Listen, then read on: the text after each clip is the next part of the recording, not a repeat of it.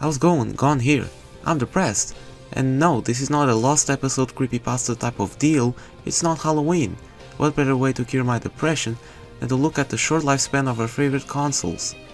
Wait, that doesn't sound right.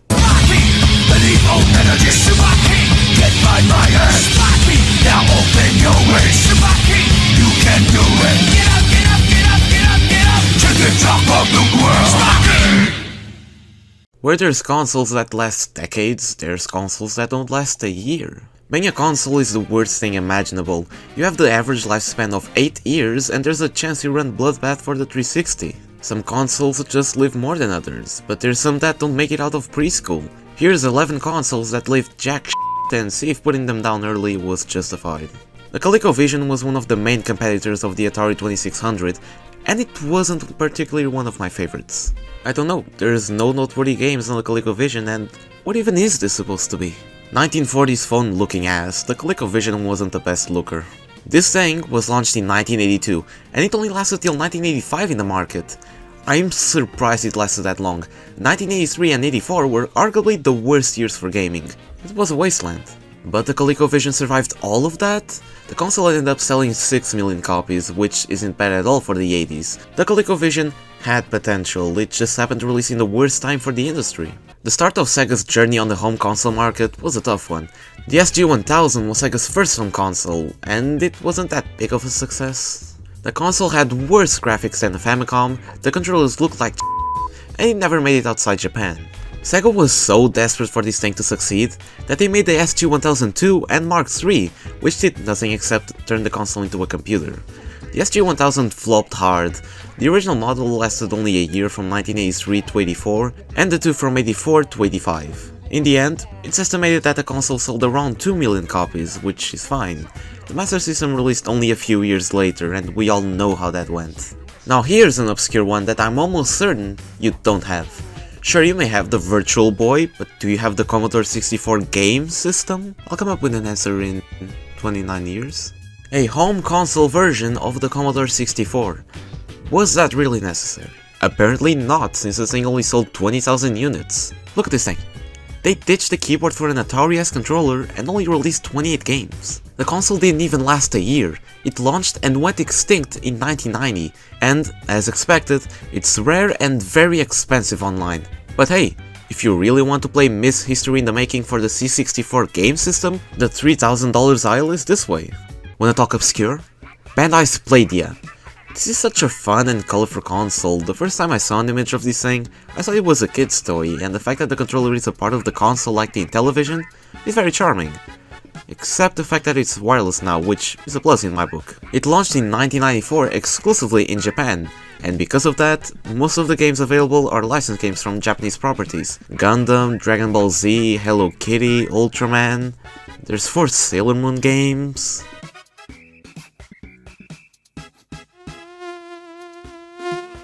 Not only do I need to buy these 4 games, but also a Playdia, and you know what that means? Guess the Oh. Theoretically speaking, I'm not missing much.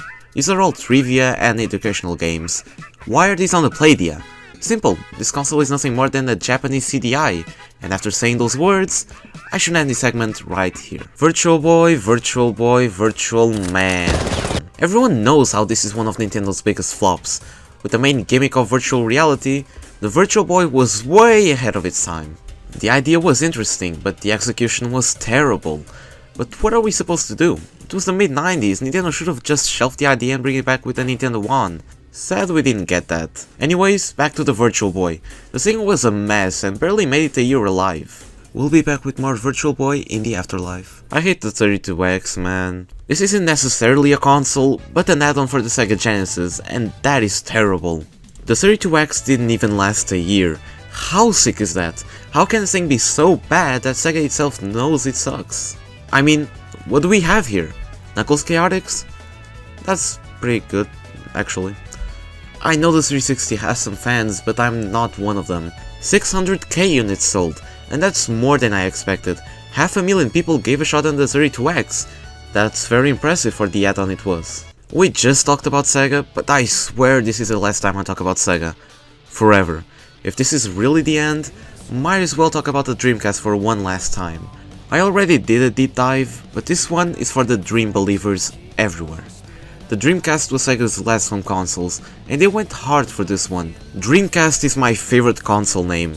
Going with the white in contrast from previous consoles is just interesting, and the games were just marvelous. But you just had to kill it.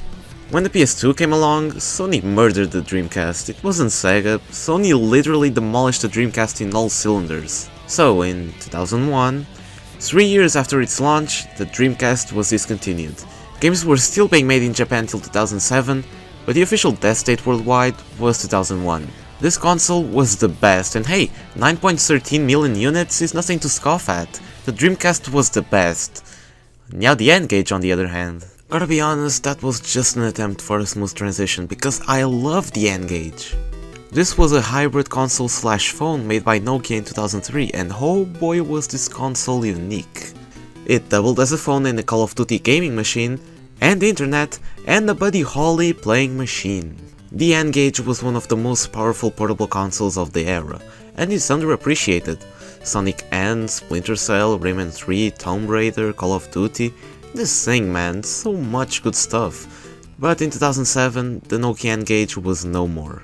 And we're not done with portable consoles because there's the Gizmondo. The Gizmondo is such an oddball of a console.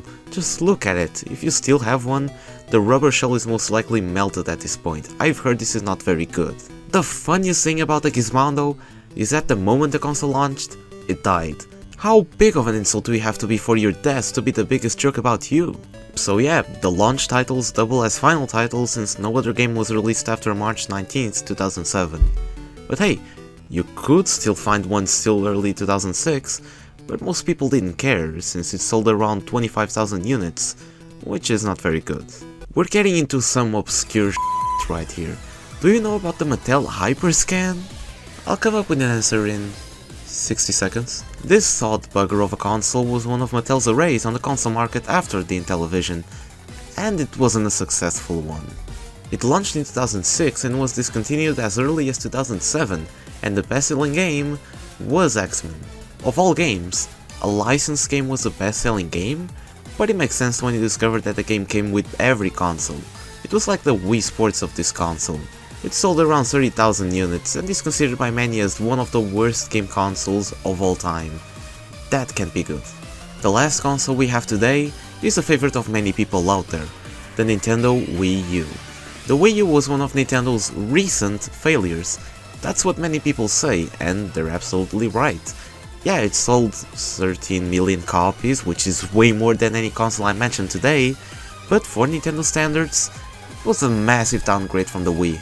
It may have introduced weird quirks, but it had pretty good games, and Xenoblade Chronicles X, the game Nintendo doesn't want to re-release for the Switch.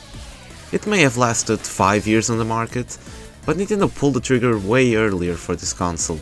The PS4 and Xbox One were still going on till 2020, but Nintendo desperately wanted to release a Switch in 2017. And hey, if they released this alongside the PS5 and Series X, things could have gotten worse. Anyways, rest in peace Wii U. What did we learn today? Never trust video game companies with your favorite consoles. They may kill it after 2 years or don't even release it. But I already talked about this one months ago.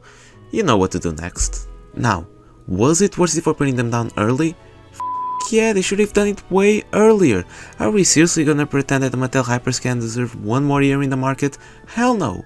That console didn't deserve anything at all. Target acquired. Boo-hoo, Gizmondo fans! Don't you know the difference between a rock and a hard place? What the f- I take it you're Goncalus. Nope, I'm a combat Jagger's machine.